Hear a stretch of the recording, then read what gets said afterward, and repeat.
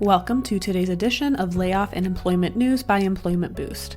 If you are an individual affected by a layoff, or if you are a company facing a reduction in force, click the link above now or in the description box below for more information about our firm's outplacement support services and how we can help you as an individual land on your feet faster and get into a new job as quickly as possible, or as an organization, how we can smooth the layoff process and assist with your reduction in force.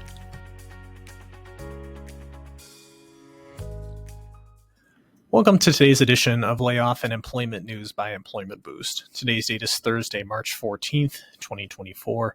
Now on to today's headlines. School districts across the country continue to be hit with layoffs, with Anaheim Union High School District in California as the next major target.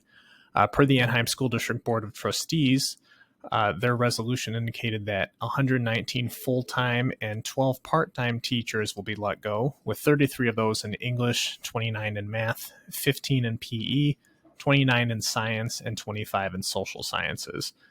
Per the board, the school district has the same number of teachers as it had in 2018, but is teaching 3,500 fewer students, necessitating the cuts. There's no reporting yet on when the cuts will occur, but presumably they will be at the end of the school year.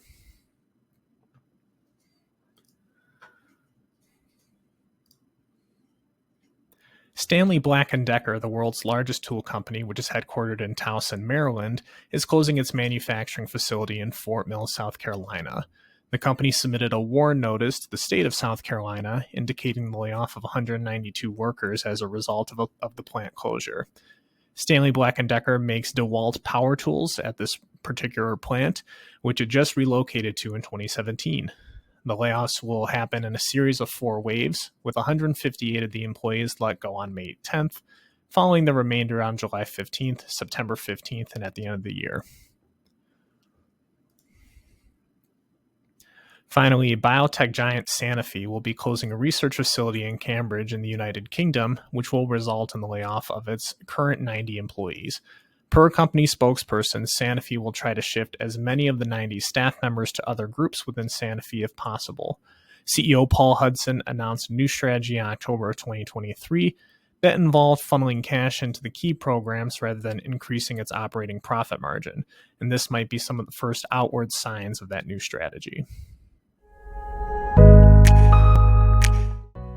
Lastly, we are one of the leading global outplacement and career consultancies on the planet. If you are interested in resume assistance, career planning, or coaching assistance for yourself or your staff, please don't hesitate to reach out to me today.